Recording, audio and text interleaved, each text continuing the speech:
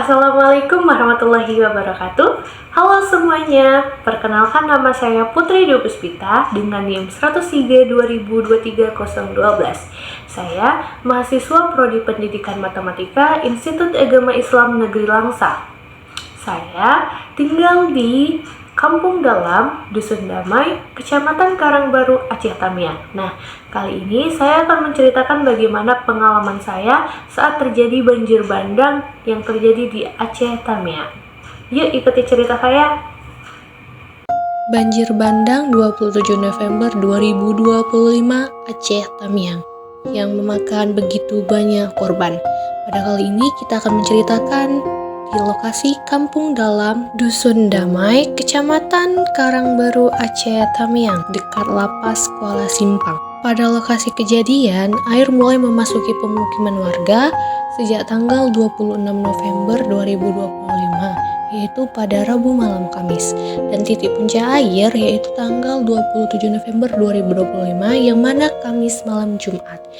Di saat air sudah memasuki pemukiman halaman, kami sekeluarga memutuskan untuk tidak mengungsi keluar dikarenakan arus air yang cukup deras dan terdapat lansia di dalam keluarga. Dan kami beranggapan bahwasannya air tidak akan setinggi ini. Jadi di dalam rumah, ayah mulai membuat para-para setinggi jendela. Namun, di saat pagi hari, air sudah setinggi dada orang dewasa. Jadi, kami sekeluarga memutuskan untuk mengungsi ke atas gudang yang terletak di atas kamar mandi. Saat mengungsi di atas, kami menaikkan kompor beserta gas dan juga beberapa makanan seperti beras, indomie, telur, minyak, dan alat-alat masak lainnya ke atas. Dan juga saat itu kebetulan ada stok air galon yang masih penuh. Karena ayah bilang kita nggak tahu sampai kapan di atas dan kapan air bakalan surut. Dan kita tidak mungkin tidak makan selama di atas.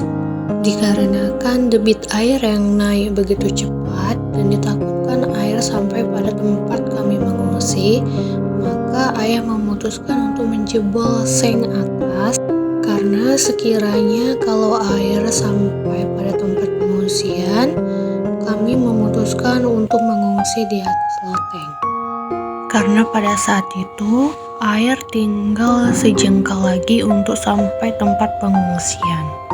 Beginilah kondisi yang terlihat dari atas loteng, dan itu pun sangat sulit untuk akses naik ke atas dikarenakan minimnya pijakan kaki untuk dapat naik. Di sini dapat kita lihat bahwasanya air sudah mencapai pada bubung rumah orang, dan di sini beberapa tetangga saya rumahnya sudah banyak yang tenggelam. Namun saat di atas pun kita terlihat sangat mengerikan karena setelah pijak sedikit aja kita dapat meluncur ke bawah dan tenggelam. Setelah bisa membuka seng dan dapat melihat keluar, ternyata terdapat tetangga di belakang rumah. Seperti di dalam video tersebut, mereka 3 hari 3 malam di atas sana, tidak makan, tidak minum, hanya mengandalkan air hujan. Jika hujan kehujanan dan jika panas ya kepanasan. Dalam kondisi seperti ini, tidak ada yang berani untuk memberi makan dikarenakan arus air yang sangat deras tidak memungkinkan untuk mengantar makanan ke sana.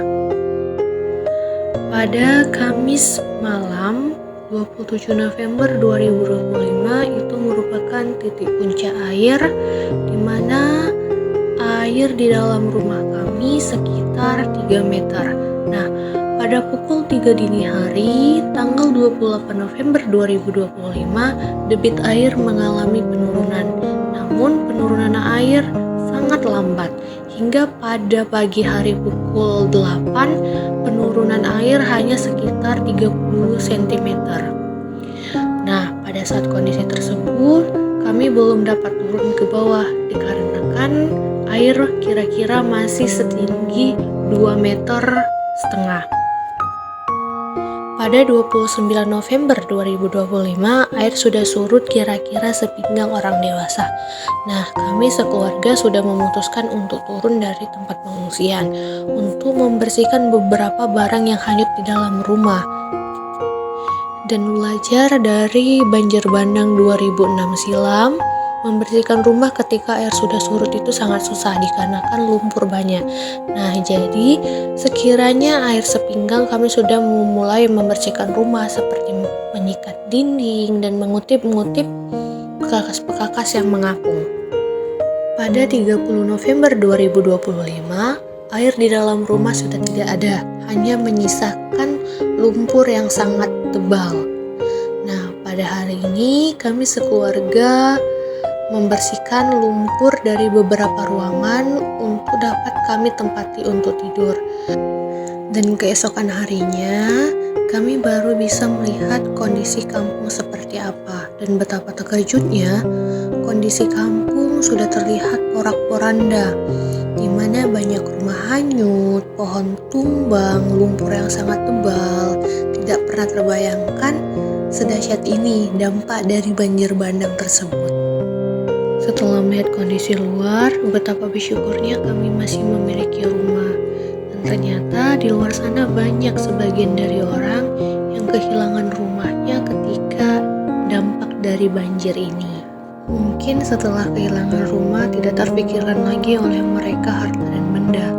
Namun yang dipikirkan mereka adalah bagaimana agar dapat bisa bertahan untuk esok hari.